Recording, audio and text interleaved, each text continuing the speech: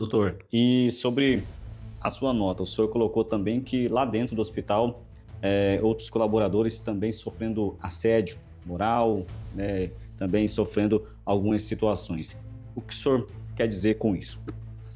Então, para as pessoas que não entendem muito bem a palavra assédio moral, é quando alguém se sente pressionado, diminuído, humilhado.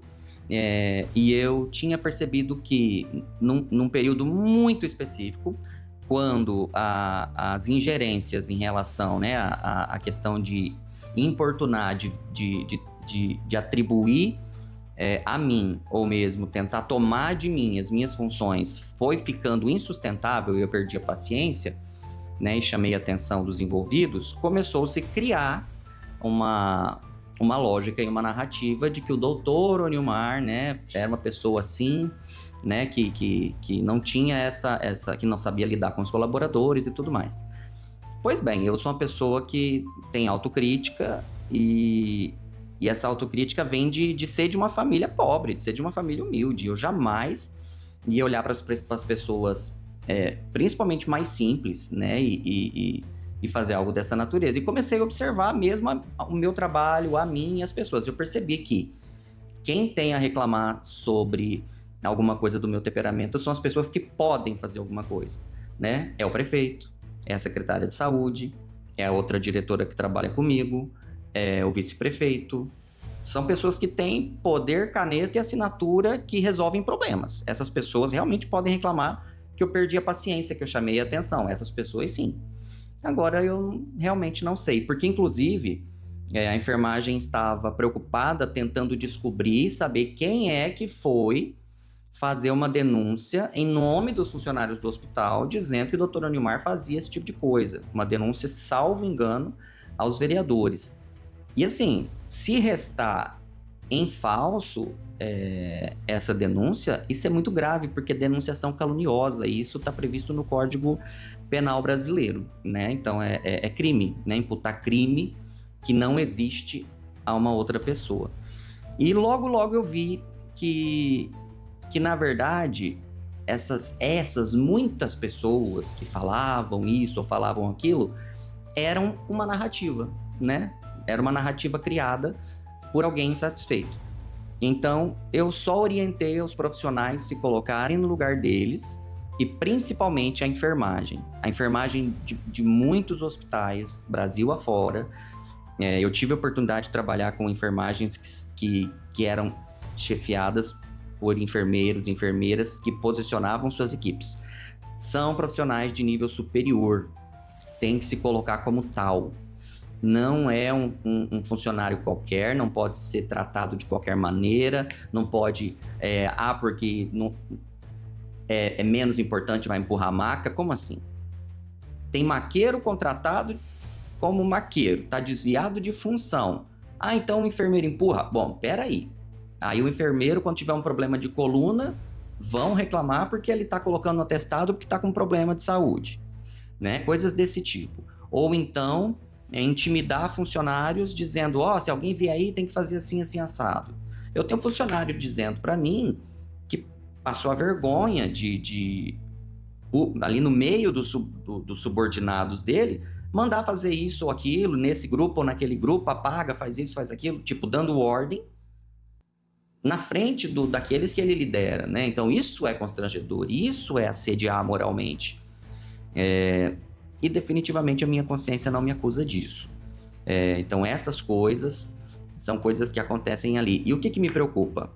É essa preocupação incessante com satisfações políticas de curtíssimo prazo. E nós estamos ali para discutir vidas, que são coisas de longo prazo e que não tem preço. Quando alguém está deitado em um leito, a gente está falando do amor da vida de alguém.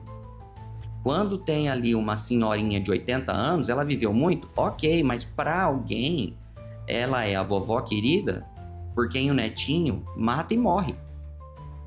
Quando tem o bebezinho de uma mãe ali, aquela mãe, o coração dela tá cortado, sangrando com aquele bebê no leito.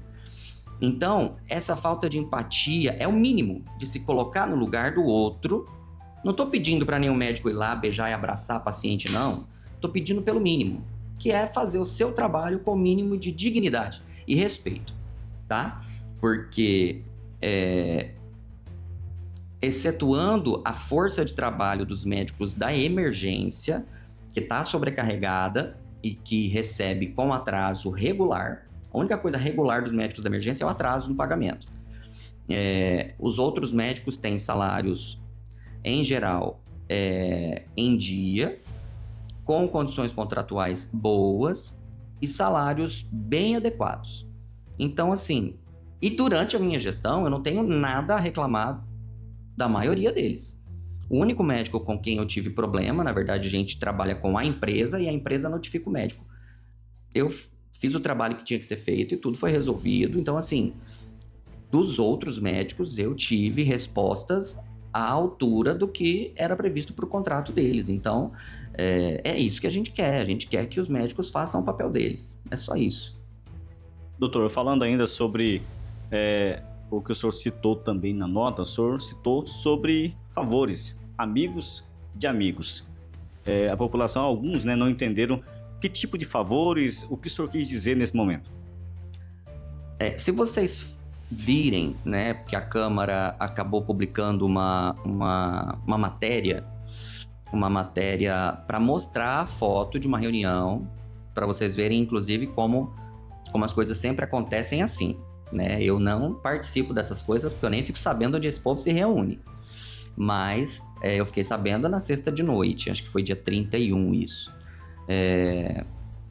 Eu tinha tomado essa decisão muito antes, porque afinal de contas, se ninguém decide, eu tinha que fazer alguma coisa, porque o diretor técnico tem essa autoridade e ninguém ia fazer, né? Porque eu já tinha mandado um documento a respeito de um médico no dia 5 de setembro, e um documento assim contundente, que é assunto de todas as sessões plenárias, ordinárias e extraordinárias da Câmara, é assunto da CPI da Câmara o tempo todo. Todo dia é assunto de vereador dentro do hospital. E nesses atos são atos de fiscalização ordeira, com ofícios e pedido de esclarecimentos. A propósito, no tempo que eu estive na gestão, eu acho que o nosso relacionamento com os vereadores foi bastante ordeiro, foi bem tranquilo, né? Não tenho muito a me queixar mesmo.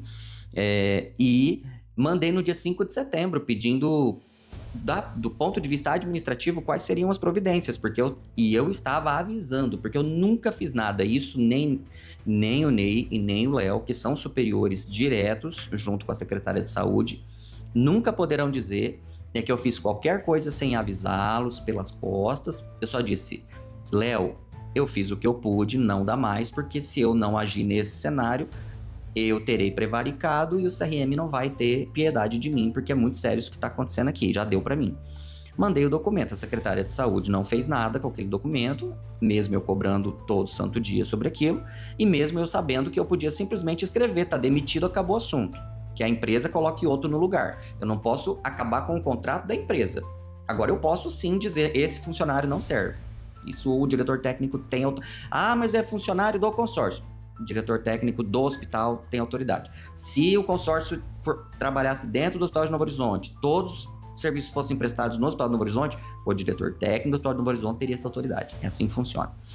E eu demorei, não tomei essa atitude, tentando ser diplomático, republicano ali, tentando conversar, enfim, não termos grandes problemas. E porque eu sabia que ia ser esse Deus nos acuda, essa terra arrasada toda, quando isso acontecesse. Resolvi fazer, e agora eu fiz ao contrário. Eu já fiz para o gabinete do prefeito com cópia para a secretária de saúde, que é para o prefeito não poder dizer que ele não sabia, né? Porque isso não vai colar mais também. Tá me lembrando muito políticos que não são exemplo, né? Para mim, esse negócio de não sabia. E aí, mandei pro gabinete dele e teve uma reunião e aos poucos foram chegando essas pessoas lá. E ele estava dizendo que não sabia dessa minha decisão. E foi por isso que saiu essa reportagem aí da Câmara dos Vereadores matéria no próprio site deles, mostrando a foto deles todos reunidos, para provar que pelo menos aquele assunto ali, ele estava a par, já tinha decidido previamente e só estava esperando o consórcio tomar as providências que faltavam. Então, assim, de todos os assuntos, aquele, acho que é o único que a gente teve problema realmente. E eu fiz, infelizmente, o que eu tinha que fazer, né? E qual que é o grande problema quando você fala de amigo dos amigos, né?